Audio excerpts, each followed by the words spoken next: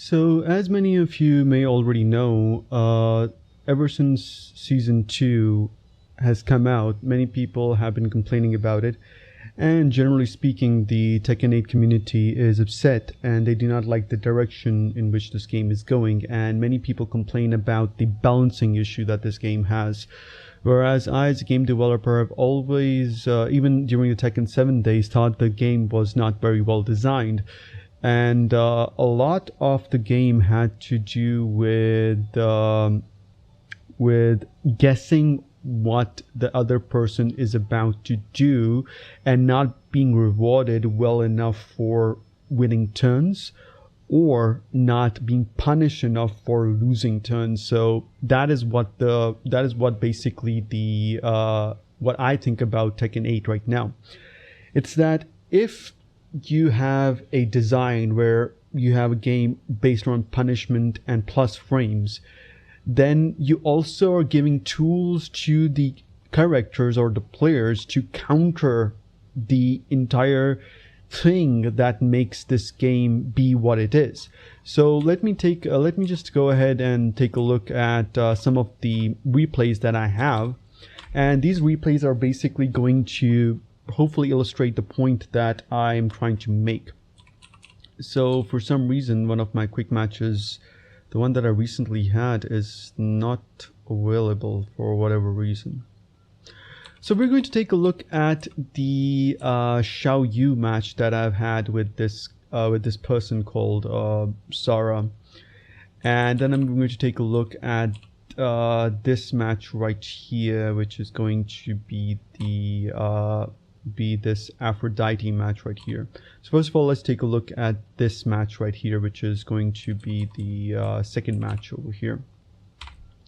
So over here, I'll show you what basically the design flaws of this game are.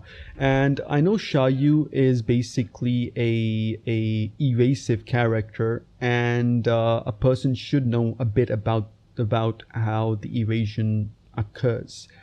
However, these are the things that I would like to show right now, which is basically the problem I think with the game.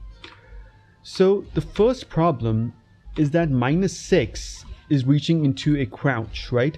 And this is for some characters, okay? This is for some characters where this is a crouch, okay? And there's no point in making this -6 if the other person cannot have some kind of an offense right here. Now, the high rewarding moves in Tekken 8 should have been the ones that would be like 18 or 19 frames, where you would get some kind of a standing damage, which would basically give you a very good reward for taking a huge risk. So over here I went for one of the moves which is very basic, the fastest move that you can do in Tekken 8. Now of course I could have gone for mid, but then again, if I would have guessed it incorrectly, I would be at -1, and well, that's one of the design flaws of the game, that we have got safe moves which can be punished very easily, which are basic offense opening moves. And even if you get the defense right, there's not really much you can do, because you're so worried about some characters like Xiao Yu who are overtuned, that you have to go for the safest option that you can get, and you're so afraid of losing the offensive opportunity that's presented to you because of the nature of this character. So over here you can see that she has an 8-frame advantage, okay? 8-frame attack, which basically negates, first of all, this is not really a good move, but I did this in desperation. And then you have this kind of a move right here, which is basically, I think this was a Miss Skyrocket. No, that was a Miss Skyrocket. I thought that she would mash, so that's the reason why I used this move, because I've seen Xiao Yu player mash even after this because of the pushback, so they think that they usually power crush or do something along those lines. So you can see it right here that this is one of the moves which is, let me show you what the design flaw of the game is. So this move, it leaves this person at +3, also has pushback, and also this person can duck and move away.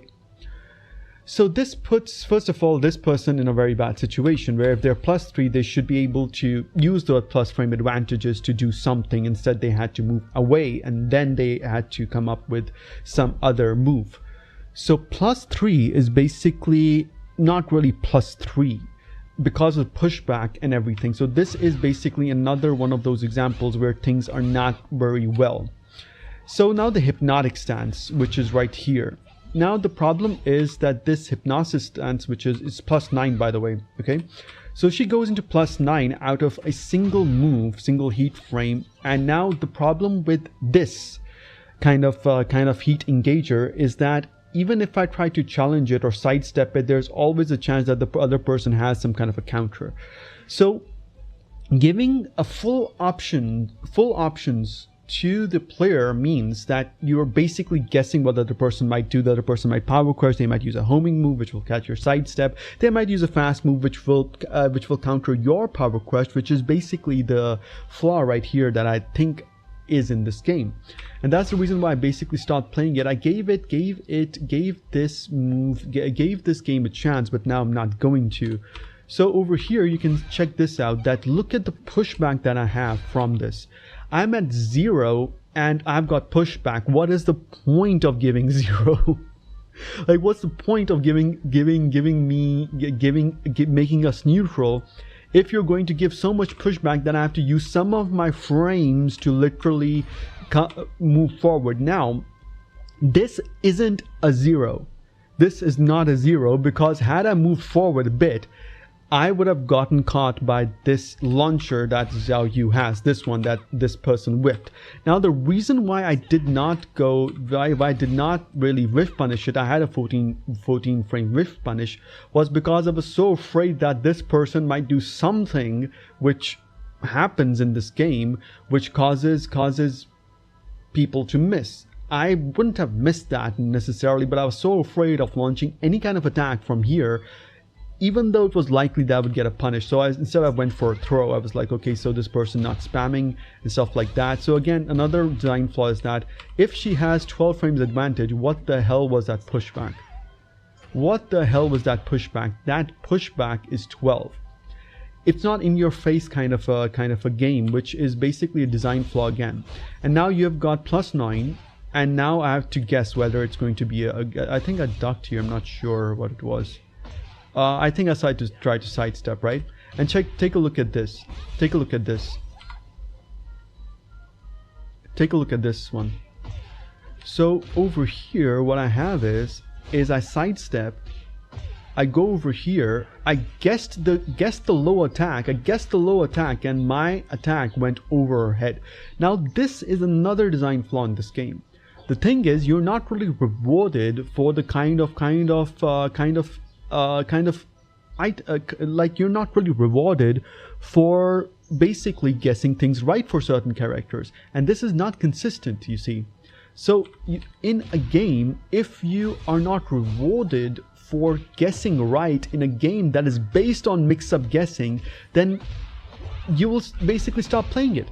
Like, why would you play this game if you do not feel like you're being rewarded enough for basically playing this way? Now, in this manner, in this case, look at this.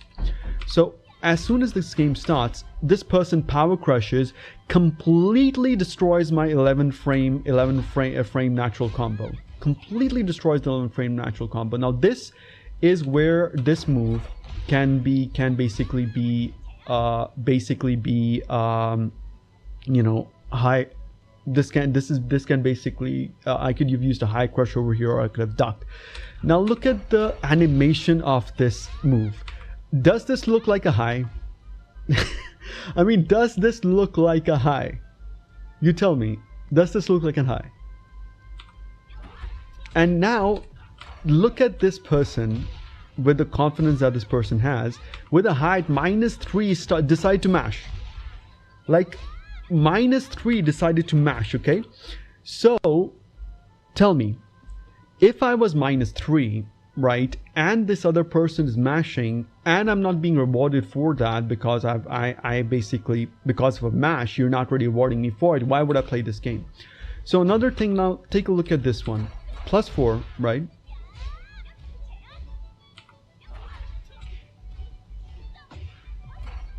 And now Power Crush. So what was the point of +4? Like, this person is in +4. They got the move. I thought that this person would not low. And they just got Power Crushed. Okay? So again, what's the point? What's the point of giving people tools? And again, another method, another thing that I want to show you is that this move, right? This one, I guessed it correctly. I whiffed and then I used the Power Crush, which is, by the way, one thing that I don't like about this game. I didn't get rewarded for it because the recovery was so fast. So these are the design flaws that makes Tekken 8 one of the weirdest games that I've ever played, where you're not rewarded. So -8, sorry, an 8-frame quick, which whiffed, and I was not rewarded for it. And you can say that, you can say over here that I should have used something faster, but then again, why should I? Like, why should I use a faster move? Why couldn't this be a design thing that if this person whiffs a very advantageous move, you just give the other person a free hit? Like, why is it this so? Why is it so that after +3 you can Power Crush basically a move? Like, where's the reward for it? And the animation, like, look at this. This person should have got this move. This is unfair on that person who got that +3 on it. Literally, that person now has to guess really whether I'll Power Crush or not. Okay? So again, I Power Crushed, and then this was a perfect. This was fine. Like, this is one of the design things that I like about this game. That some of these things, some of the things are right. That this was right. That a heat engager should be free after such a Power Crush move. So again, then again, this move, right? This one. And these kind of moves, that stance cancels.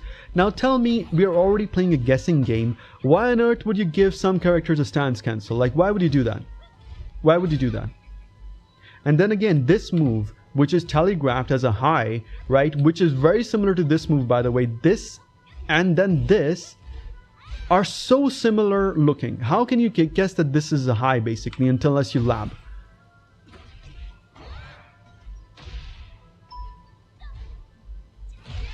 And then again, now what can this person do? This was literally when I did the Peacekeeper for Haorong, literally, and now this is one of the things about this game too. You see, this time I punished. Last time I didn't punish. This time I did.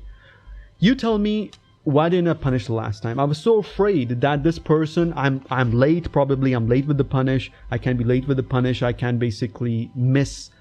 Something else might happen with the hitboxes. Other person might sidestep for some reason, which I've seen people whiffing something and then using that same move again, and I'm not being rewarded for it. This time I did. I saw that I was probably, I didn't use my frames. You can see that I was already backing away. So I was like, no, this is not going to miss. Let's just use a back 3. So these are some of the design flaws in this game where you're not really rewarded for things that you do. And then again, look at this. This person gets up and gets punished for it. Like, gets up, and the guess was wrong. Literally, this person wasn't allowed to play. Just guessed that this was wrong again. Get up, kick. I can, again, Power Crush. Like, look at this. Look at this. I'm at -3, Power Crush their move. And look at this. -2, and this person does this low, which basically crushes my high, and then literally gets punished just because they were in plus. Now look at this, plus. They were in plus. Let me see. Okay, I'm at -6. I'm allowed to duck, and I punish them. This is very bad design. Like, what's the point of getting plus if you've got a counter for it? Be consistent with the design. Like, these are some of just some of the issues where you'd want to stop playing this game. Basically, there are other issues too, but these are things that I could think of right now. And I'm done with this for now. I hope I don't come back to this game again. I just hope.